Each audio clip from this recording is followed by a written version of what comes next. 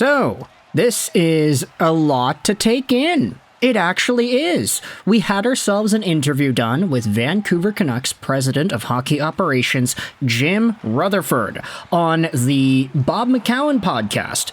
Yeah, pretty sure most of y'all are familiar with sports talk host legend in Canada, Bob McCown. He had himself, Jim Rutherford, on the show the other day, and it was tweeted out by John Shannon. You can listen to the episode on Spotify. But in a long and pretty detailed interview, Jim Rutherford did go out there and explain a few very noteworthy points when it comes to the Vancouver Canucks and their future plans. Link is going to be in the description if you want to go ahead and listen to the audio of the podcast yourself. But what we're also going to screenshot is this fantastic post made by Canucks News Summaries. Yeah, take a wild guess as to what Canucks News Summaries goes out there and tweets out.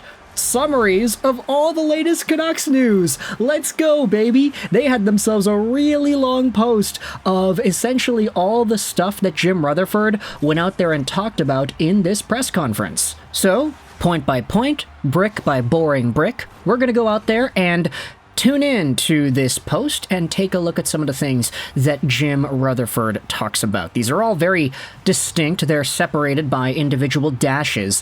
The first 3 points are listed here as follows. Rutherford says the key is for the Vancouver Canucks to maintain their position and improve on their team. He sees the loss to Edmonton as an experience rather than a failure, and improvement is starting with the coaching staff on having a plan and the respect of their players. Now, I think that this idea is totally valid, because the Vancouver Canucks, as we had said the past few days here, you can say that the team right now is a lot deeper forward-wise compared to this team at this point last year. Defense, you could say that last year's D-Corps was a bit better, especially after they acquired Zadorov, but for right now, maintaining the position, improving on the team. That seems to be the motto, and I think the Vancouver Canucks did that even with the departures of guys like Elias Lindholm, for example. And even though Patrik Allvin was frustrated during the end-of-season press conference, he said, hey, I didn't expect to be here at this point. We lost to Edmonton in 7 games in the second round? Really? Like, that's it? We couldn't have gone further? Like, there was sort of a, I'm kind of pissed off with this result sort of attitude from the way that Allvin was talking about it. But, of course, you could recognize that he was proud of the team. Everybody's proud of what they were able to accomplish. It's just the expectation, the bar is so high for the Vancouver Canucks compared to what we're used to seeing, like, for example, when Jim Benning was the GM of the team for 7 years, kind of getting that attitude, hey, this team actually thinks that they could do more, they want to do more. Yeah, okay, that's a big change. And Rutherford cementing here that the loss to Edmonton is an experience rather than a failure.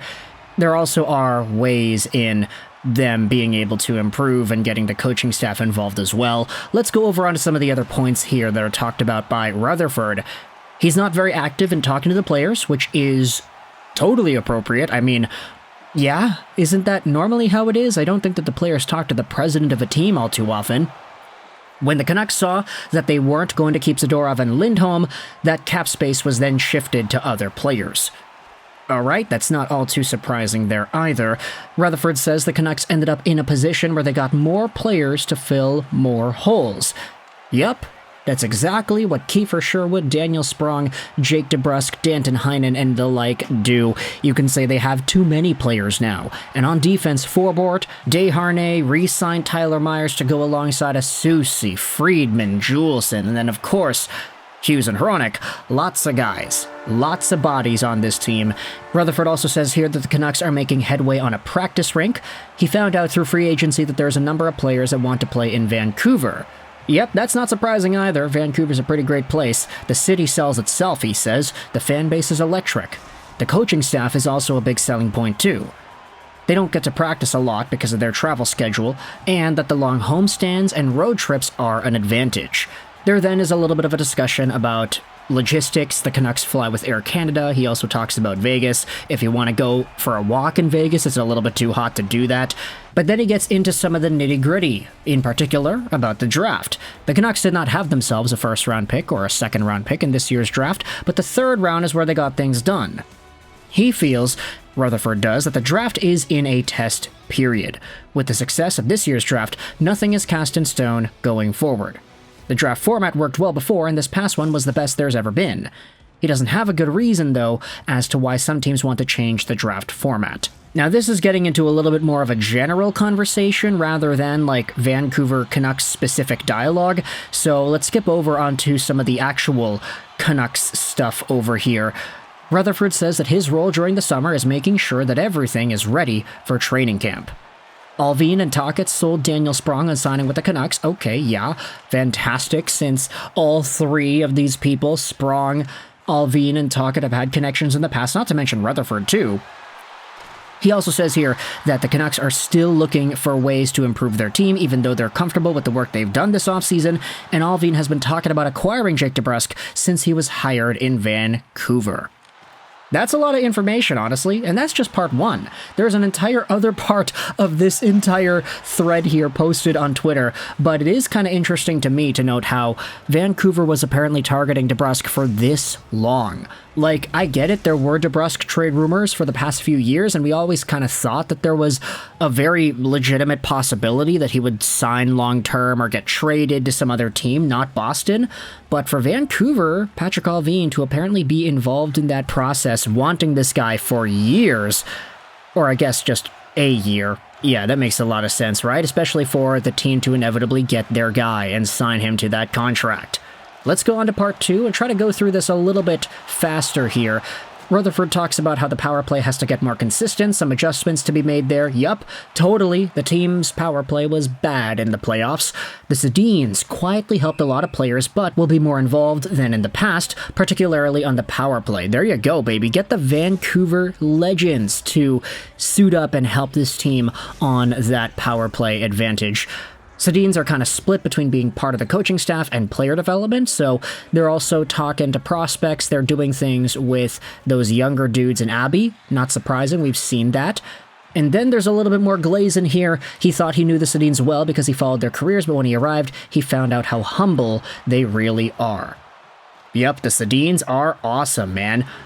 Höglander had a lot to learn on the defensive side of the puck, and the Sedins took him under their wing and cleaned up his bad habits in 2 months.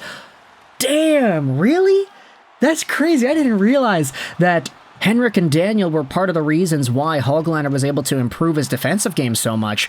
The Sedins care about the city and the team. They put the team ahead of themselves. Yeah, no, that's Hank and Dank for you, baby. Just absolute beauties through and through. Rutherford then talks about the schedule, the season. He doesn't know if the regular season is too long. I think the regular season just started out a little bit too late last year. It's why we had playoff games going on till the end of June. Very inappropriate, considering that the Stanley Cup parade was like right before the draft.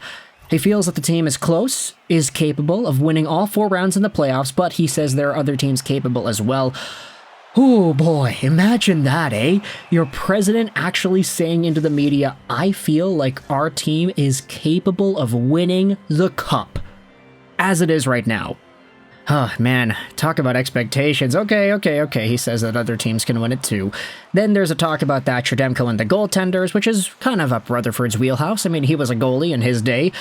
He thinks there needs to be some adjustments in how Demko approaches his workouts. Demko is probably the hardest working guy he's ever seen. Is on the ice before the other players come onto the ice. He's probably put in enough work with Ian Clark before the other players come onto the ice. Between Demko, Clark, and Tocchet, they need to look at how much work Demko is putting between games. He is probably pushing himself too hard.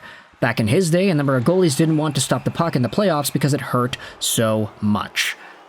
So these are the notes from Jim Rutherford on the Vancouver Canucks heading into what is going to be August, and I thought this was a great interview to go out there and listen to and read about on this video. So, link is going to be in the description if you want to listen to the audio yourself. It's all available there on Spotify.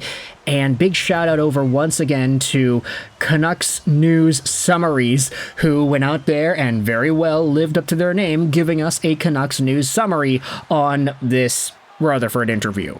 Thoughts in the comment section below. I hope you enjoyed this video. And bye.